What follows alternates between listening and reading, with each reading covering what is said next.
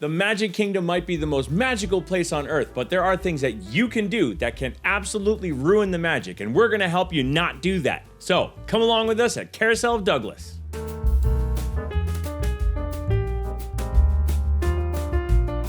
Hello and welcome back to the Carousel of Douglas. We are in our journey through the things that you should not do in Disney World. If you want to check it out, we have a video about something that adult couples shouldn't do. We also have a video about Epcot and Animal Kingdom and Hollywood Studios, where we talk about all the things that you should do. And finally, we also have a great one about travel planning and how to make sure that you get the trip the way you want it to be.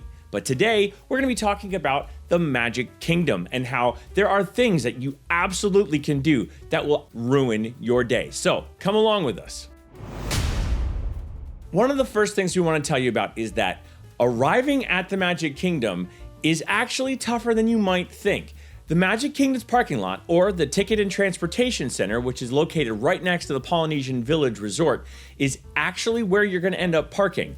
And that's across the lagoon from Magic Kingdom. Walt Disney himself planned out the idea of having that parking lot over there so that guests would have a little bit of time for the magic to fade as they were leaving the park, or for the magic to grow as they were heading towards the park. So the TTC, as a lot of people like to call it, is actually a bit of a challenge, and some people don't realize it's there. Especially one thing we want to tell you about is if you're taking a ride share, the ride shares are not going to drop you off where the buses let go. The ride share is going to take you all the way to the TTC. But if you go to the TTC, you have multiple options. You can take a bus, you can take the ferry, or you can take the monorail over to the parks. But remember, those ride shares are going to drop you at the TTC. They're not going to drop you anywhere else because they will actually not be allowed to drop off in Disney World again if they're caught doing it. I actually asked our driver once, and our driver was like, yeah, we absolutely are told if we drop off anywhere but the TTC, we will lose privilege of being able to go and dropping off there.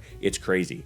All right, so just be prepared. The TTC is located across the lagoon. You need a plan for your time, and you need a plan for the fact that you're not going to be right next to your car during the day. Our next tip for the Magic Kingdom is that you cannot see the whole thing in one day.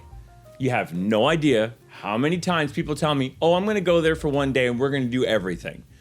I just laugh. Seriously, I just laugh.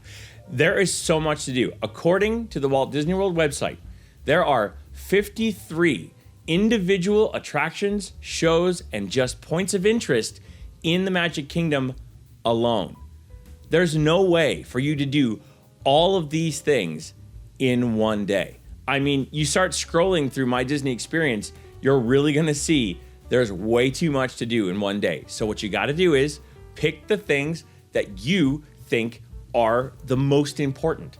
What do you have to go on all the dark rides? Well, then go on all the dark rides and figure out what other rides, the thrill rides, you're not going to ride that day. Or do you have to do all the best food spots? Well, make sure you pick the right ones because sometimes there's a lot of choices in there. And Michelle and I always recommend that Magic Kingdom should be a rope drop park because if you don't get there early, you're really not going to be able to do anything. And you need to make sure you get through as much as you possibly can in the day. And if you get there right at rope drop, you're gonna be good. You especially get a little extra time if you're staying as a resort guest because you have that 30 minutes of early park entry, which really does actually help you do a much stronger rope drop game. So make sure that you understand you're not gonna see it in one day, and that's okay. Prioritize what you need to see and rope drop it if you really want to maximize what you're going to see. All right, the next tip is about food. I always have to talk about food when I'm doing some of these. A lot of people talk about Magic Kingdom only being chicken fingers and hockey puck burgers and fries. It's really not. There's plenty of places you can get something extra special wherever you want to go. I happen to like the chili cheese hot dogs at Casey's Corner. Michelle and I both love the cheeseburger spring rolls. We have a great video where we tested those out for the first time in a long time, and we also have a video where we make them at home. You should check that one out too. But there's all kinds of places you can get great food. Yeah, you can go to the lunching pad or to Cosmic Ray Starlight Cafe, and you can get your hockey puck burgers and fries or chicken fingers and fries if that's what you or your kids need. But there's plenty of places throughout Magic Kingdom to get great things. We recommend Sleepy Hollow Refreshments, Casey's Corner and the Columbia Harbor House if you want to try something a little different. If you want to try some standard food that's kind of got a nice little flair to it, check out the Friar's Nook over in Fantasyland. All of these things are great places to get something just a little bit special, all right? Also, our personal favorite quick service in all of Magic Kingdom is Pecos Bill's. Pecos Bill's has great Southwestern Tex-Mex style food, really good fajitas and tacos and other choices down there. And those donuts that they have are awesome. We recommend those too. So don't just get chicken fingers and fries and hockey puck burgers unless that's really what you want. But also don't think that that's all that they have there. The next tip is actually for parents, and we want to tell you that don't just assume that just because it's a classic Disney dark ride or a themed ride that it's good for your kids. We're really not kidding. First, we're going to talk about size problems because some of the rides have size requirements. There's a 40-inch height requirement on Splash Mountain and Big Thunder Mountain. There's a 44-inch height requirement on Space Mountain. And the shortest one we have is 38-inch height requirement on Seven Dwarfs Mine Train. So make sure you know how tall your kid is. Look, we know there's tricks to try to make your kid look taller. If your kid does not touch the bar, they are not going to let you on. The number one key to being a Disney cast member is safety. They will not allow your kid on. You can't cajole them into doing it. You can't convince them, oh, they're almost the right height. They will say no, and they will stand firm. Know how tall your kids are, or they're not going to get on those rides. Make sure if your kids are under those heights that you figure out what you're going to do instead. Also, some of these dark rides have some interesting scenes that might not be suitable for some of your kids. The Haunted Mansion is a lot of fun, especially once you get to the graveyard. It's silly but as it was coming into that graveyard, there are some scary scenes. I remember when I was the first riding Haunted Mansion way back in 1987, there was a little boy in front of me and Ghostbusters had just came out and he was chanting, "I ain't afraid of no ghost. I ain't afraid of no ghost." And he just kept saying it over and over again. And I remember thinking to myself, why is he saying this? Because I had never been on the ride. We got on the ride, I was spooked out, and then I realized that for the first half of the ride, all I heard was that little boy screaming his head off. And he was not screaming because he was happy.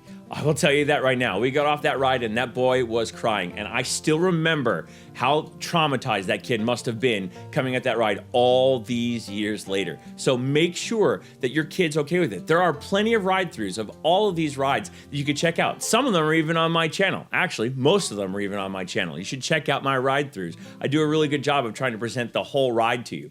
But I would also like to talk about certain rides having thrill you might not be expecting, like Pirates of the Caribbean. Now, while Pirates of the Caribbean is a lot of fun and your kids are probably going to love it, there's one thrill in the middle of it that they may not be expecting and it may just be too much for them. So just remember that there is a little bit of a drop that drops into the first major pirate scene with Barbossa. So be prepared for that.